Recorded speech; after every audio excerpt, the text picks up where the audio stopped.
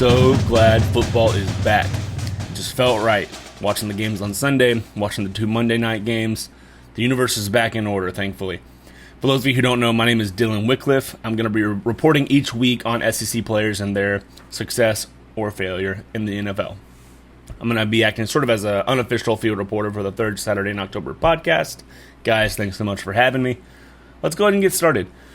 Looking at running backs in week 1, there's 5 that stood out to me from the SEC. We have Clyde Edwards-Helaire in his rookie debut, 138 yards against Houston and 1 touchdown. Comes to us from LSU. Of course, we got my man, Derrick Henry, 116 yards, no touchdowns, but 31 touches. He was battling in the trenches yesterday. Really glad to see him. Comes to us from Alabama, of course. Benny Snell, 113 yards yesterday after James Conner left the game injured. Comes to us from the University of Kentucky, a school you don't hear a ton about in the NFL. Next, we're going to hear this name a lot this year. Josh Jacobs, 93 yards and 3 touchdowns. Comes to us from the University of Alabama as well. And then also Peyton Barber from Auburn. Ended up with 2 touchdowns in week 1. Next, wide receivers. No surprise here that Alabama is greatly represented in this category here. Julio Jones, 157 yards on 9 receptions. Calvin Ridley, 130 yards on 9 receptions and 2 touchdowns. Both from the University of Alabama. Both playing for the Atlanta Falcons and Matt Ryan. Next, Russell Gage, 114 yards on 9 receptions. That's a third SEC receiver playing for the Falcons with 9 receptions, over 100 yards. Russell played at LSU. Next, Darius Slayton, deep threat with the New York Giants. Daniel Jones is thankful for him, I'll tell you that much. 102 yards on 6 receptions and 2 touchdowns. Slayton played at the University of Auburn. Next, we're not going to talk much about quarterbacks, I don't think. The SEC is not so notorious for having quarterbacks thrive in the SEC or in the NFL. There's a few worth mentioning, though, for sure. Number 1, Cam Newton, national champion from Auburn. Threw for 155 yards, rushed for 75 yards and 2 touchdowns.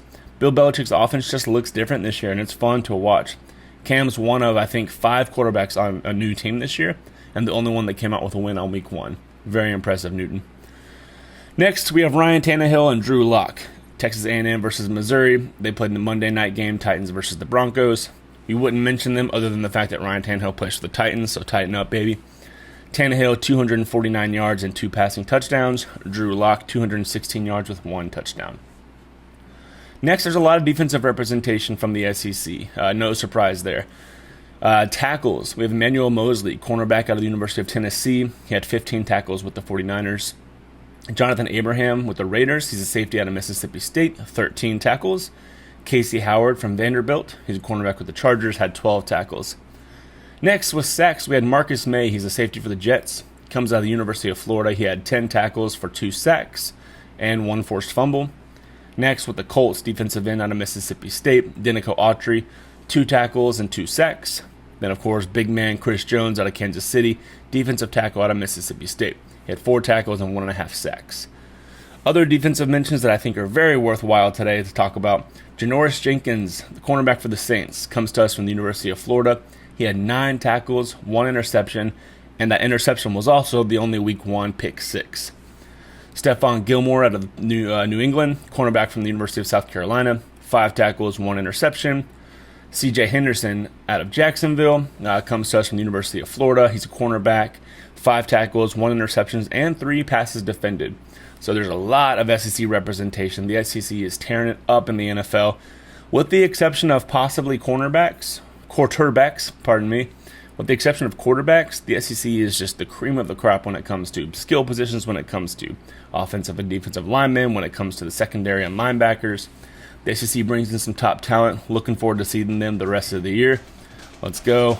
Still not quite ready to say roll Vols, so we'll go with tighten up.